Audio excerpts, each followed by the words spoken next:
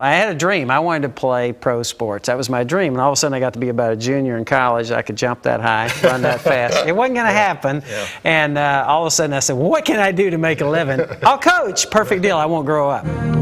Joe Gibbs aged quickly when he became head coach of the Washington Redskins in 1981. In his first 5 games, he suffered 5 losses.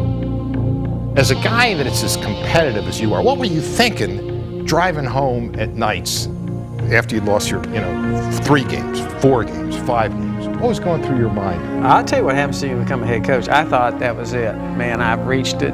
This is great. Hey, if I don't win, so what? I've had the opportunity. And yet, when you get the job, something else totally different takes place, and that is that you got a lot of people depend on you. And man, that is a tremendous pressure to carry. It was tough on everybody, including Joe. At the time, he made a statement. He says, I may be the first guy to get fired without even winning a football game. I remember Mr. Cook came over there to me one time, and he's sitting there, and he goes, Joe? And I went, yeah, Mr. Cook. He says, you won't believe what they're calling me when we leave that stadium. And I said, yes, sir, I will, Mr. Cook, because they're calling me the same thing. During those tough times right there, I think our football team found out about Joe Gibbs because we never wavered in our beliefs. When we did have success, those kids knew that, hey, even when you had adversity, this guy was not going to crumble. That 0-5, I think it actually led to Super Bowls because all those guys that went through that with me, believe me, nobody wanted to go back to that miserable, horrible feeling, at 0-5, and I think it motivated us for a long time. Gibbs finished his first season 8-8. A year later, he won the Super Bowl. He became the leader of perhaps the most diverse dynasty in NFL history, winning 3 Super Bowls with 3 different starting quarterbacks.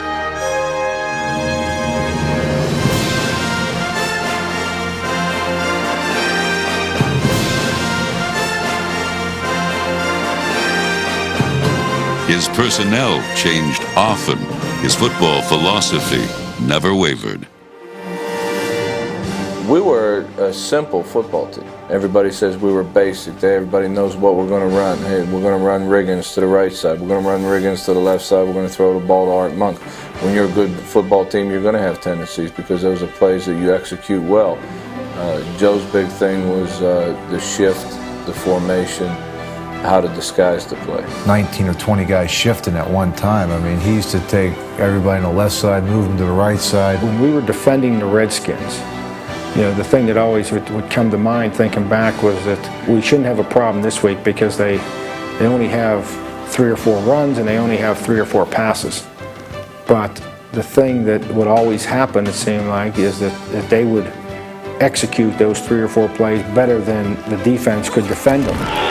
The Redskins' most unstoppable play was the counter tray. It combined misdirection with a pulling guard and tackle for gain after huge gain. Despite all his success with so few plays, Gibbs was always willing to adapt, especially when defenses dictated changes in game plans. Lots of times your creations were because of an individual. For us, Lawrence Taylor, the first time we tried to block him a couple of ways that you normally block linebackers, I was standing there looking, all of a sudden Theismann got hit and the ball's flying up in the air and he killed Theismann. And I'm going, what was that? Where was the guard? And all of a sudden we went, my God, you can't block him that way. What are we going to do here? And we said, okay, we're going to take out one back. We'll take a 250-pound tight end and we'll set it in front of him. And that's hence the one back, because of Lawrence Taylor. He's a creative genius. That term genius gets thrown around in our game a little bit, but this guy really was. Joe Gibbs knew exactly what he wanted to do when we played football. He knew how many chances he wanted to take. As conservative an individual as he looked with his big old frog-eye glasses on the sidelines and his hat and his demeanor of quiet composure, he was a gambler inside. They got their run sequence, and it looks like Rippon hands it to Biner. Option play. He's got Orr wide open at the 15, 10, 5. Touchdown, Washington Redskins. Gibbs' conservative appearance masked his true nature. He loved to take chances and have fun with both his plays and his players. I used to love players that had character, funny guys. Guys are going to do some Characters, characters. I used to say, hey, don't bring me any wet diapers, the scouts. Don't guys that just lay there. I didn't like that. I hated it. And people always misread me as being kind of bland myself, and they said Joe disliked certain kinds of guys. Hey, I love the John Riggins kind of characters.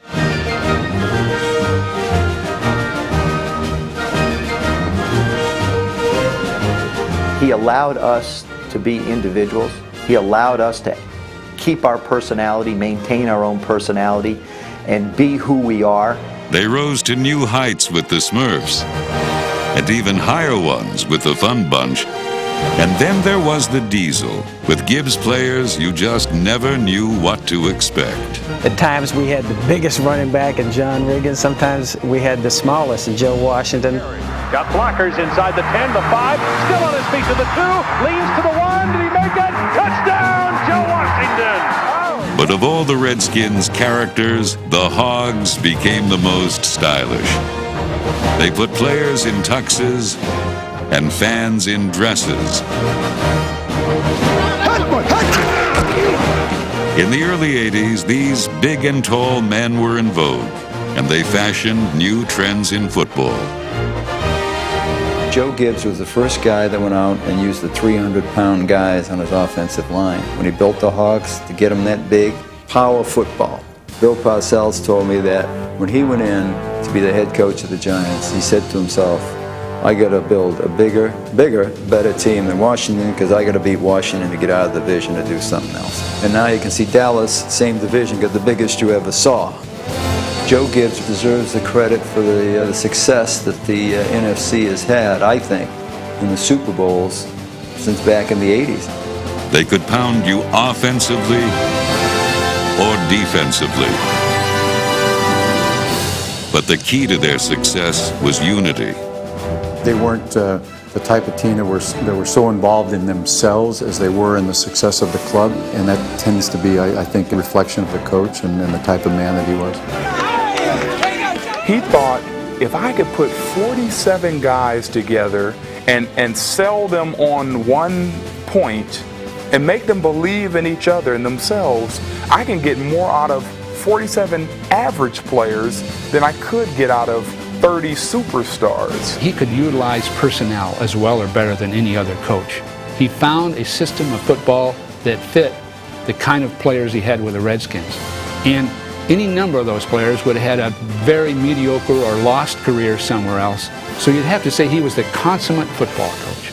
It's funny, people would brag on you or say, hey, this guy's a smart guy, and you stop and think, gosh, all I wanted to do is, hey, I blew a whistle and told people to run faster. That's brilliant. That's a great career, isn't it? Or every time we got in real trouble, I go, give the ball to John.